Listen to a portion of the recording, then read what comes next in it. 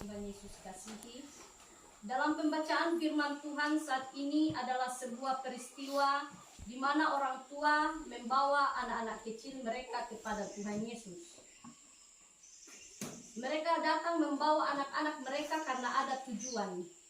Tujuan mereka membawa anaknya agar Tuhan Yesus memeluk mereka, meletakkan tangannya atas mereka, dan memberkati anak-anak mereka. Kegiatan orang ini sempat terhalang karena para murid Yesus memarahi para orang-orang tua yang datang membawa anak-anaknya mendekat pada Tuhan Yesus. Namun kemudian Tuhan Yesus menegur dan memarahi para muridnya agar mereka jangan menghalangi anak-anak itu dan membiarkan anak-anak itu bersama orang tuanya datang kepadanya. Tuhan Yesus berkata kepada muridnya, biarkanlah anak-anak itu datang kepadaku, jangan menghalang-halangi mereka, sebab orang-orang seperti itulah yang empunya kerajaan Allah. Bapak Ibu Saudara-saudara, untuk zaman sekarang, bagaimana caranya kita membawa anak-anak kita pada Tuhan Yesus? Cara membawa anak kita pada Tuhan Yesus antara lain yang akan dilakukan oleh rumah tangga Bapak Yuna, Mama Yuna hari ini, membawa anak untuk dibaptiskan, untuk menerima materai keselamatan dari Tuhan. Juga cara kita mendekatkan anak-anak kita pada Tuhan Yesus adalah mengajak anak-anak mulai rutin beribadah dalam keluarga. Mungkin sekalipun hanya berdoa atau membaca firman atau menyanyi bersama.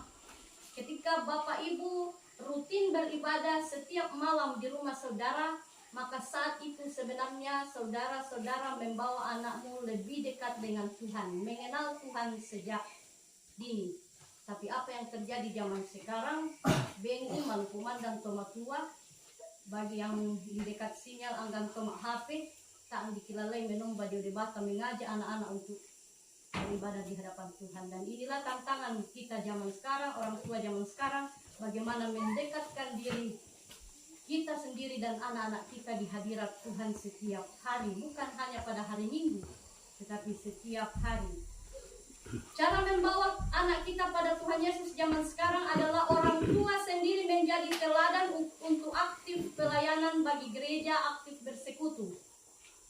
Maka dan lala rumah tangga bapak-bapaknya tidak aktif beribadah kumpulan, tidak aktif beribadah gereja, maka dia akan melahirkan generasi ya langsung sisan anaknya. Tetapi kalau orang tua bapak dan ibu itu meneladankan aktif bersekutu, aktif mualah bagian di dalam gereja, dalam panitia-panitia, menjadi hamba Tuhan, menjadi pengurus organisasi, maka dia melahirkan generasi yang akan menjadi pemimpin masa mendatang. Cara membawa anak pada Yesus adalah kita sendiri orang tua menjadi contoh langsung, banyak berdoa dan membaca Alkitab. Dempak atau matua dalam kehidupannya sehari-hari, naik anak-anak mokko ila selalu baca Alkitab. Sudah jarang sekali ada waktu yang dikhususkan orang tua muala Alkitab membaca naik anak-anak. Nah, ini satu keteladanan yang penting kita lakukan. Sekalipun rutinitas hidup begitu banyak setiap hari, jam-jam istirahat ala Alkitabmu membaca, kita anakmu membaca Alkitab mama anak papa. Jadi dengan sendirinya, diam-diam anak kita juga akan belajar meneladani apa yang kita buat. Kalau positif yang dilakukan orang tua, maka anak-anak juga lahir menjadi orang-orang yang positif, melakukan hal-hal yang positif, termasuk bahasa membaca Alkitab. Maka budak kadanna debata sitap pakaleta, sitap pa anak-anak ta, maka tantangan apapun yang kita hadapi di zaman sekarang, pencobaan, penggodaan, dosa iblis yang setiap kali mau menjatuhkan kita, itu jauh. Ditaloi indosetam, nataloi debata melalui firmannya. Ampo mesa rumah tangga, mesa pribadi taknya desi perambuan debata kalau membaca Alkitab, kalau ringi renungan dalam my HP, tak nyemak sambajam yang to gampang sekali rumah tangganya diporak-porandakan setan. Begitu mudah rapuh, begitu mudah goyah pribadi. Saya ditantangan begitu mudah menyerah. Kenapa? Karena tidak bertumbuh imannya lemah. Karena tak si perempuan debata Allah nabeni, lupa bahwa ada kebutuhan yang penting harus seimbang adalah kebutuhan rohani dan kebutuhan jasmani.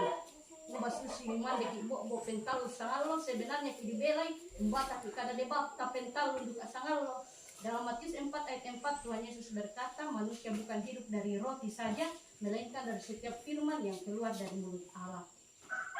Jadi kalau orang tua menyisihkan waktu untuk membaca firman, dan bagi anak-anak yang masih kecil ceritakanlah banyak tentang kisah firman Tuhan, maka anak-anak kita akan bertumbuh dewasa secara rohani.